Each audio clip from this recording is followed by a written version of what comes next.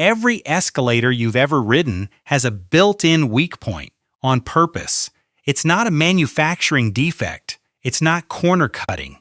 It's an intentional design decision made because the alternative was worse. And once you understand what that weak point actually is, you'll never look at the bottom of an escalator the same way again. Start with the obvious question. An escalator is essentially a conveyor belt of stairs driven by a motor, moving people up and down continuously for years without stopping. Compared to something like an elevator, which is a sealed box moving through a shaft, an escalator is mechanically exposed. Steps rise and fall, gaps open and close.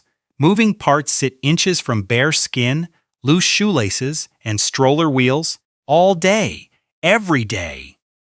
So escalators were engineered from the start with fail-safes, mechanisms specifically built to stop the entire system the instant something goes wrong. The problem is, those same fail-safes are also where a huge share of escalator injuries actually happen.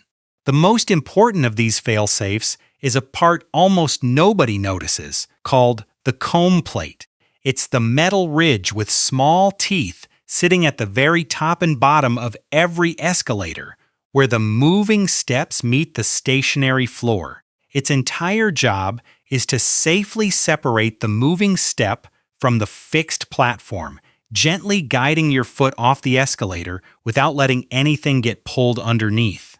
In engineering terms, it's a safety device, not a flaw. If something does get caught in it, a shoe, a piece of clothing, a shopping bag strap, the comb plate is designed to detect that resistance and immediately shut the whole escalator down. But here's the part that reveals the actual design philosophy. That same comb plate, the part built to protect you, is also the single most common site of entrapment injuries on the entire machine. Soft rubber shoes, sandals, and certain types of foam clogs can get pulled into the tiny gap between the moving step and the comb's teeth before the safety sensor even registers a problem. Loose fabric, drawstrings, and even long hair have been pulled in the same way. Engineers didn't fail to think about this.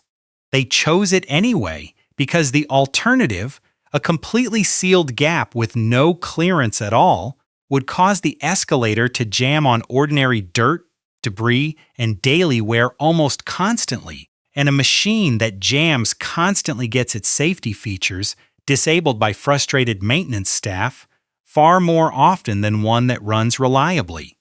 In other words, engineers accepted a small, rare risk at the comb plate specifically to avoid a much larger, much more common risk of the whole system failing unpredictably.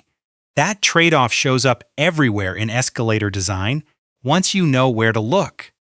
The gap between each step and the sidewall, called the skirt, is deliberately kept wide enough that dropped coins, dust, and grit don't constantly bind the mechanism, but that same clearance is exactly where entrapment injuries involving fingers and feet most often occur. The handrail moves at a slightly different speed than the steps beneath it, a known and accepted design compromise, because keeping the two perfectly synchronized across a lifetime of wear and mechanical stretch is far harder than most people assume, and a rigid demand for perfect synchronization would make escalators dramatically less reliable overall.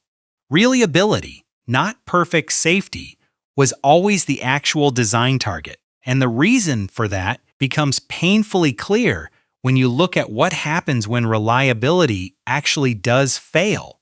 In November of 1987, a small fire started beneath a wooden escalator at King's Cross St. Pancras Station in London, one of the busiest transit hubs in the city.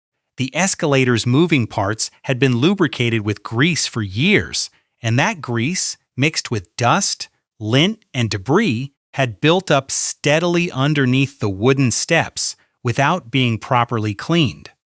A discarded, still-lit match fell through a gap in the escalator and landed directly in that buildup. At first, The fire was small enough that witnesses compared it to a burning cardboard box. But the incline of the wooden escalator, combined with the shape of the enclosed shaft around it, created a phenomenon. Investigators later named the trench effect, where flame and hot gas hug the inclined surface instead of rising straight up, building heat rapidly along the length of the escalator before erupting violently into the ticket hall above. 31 people died.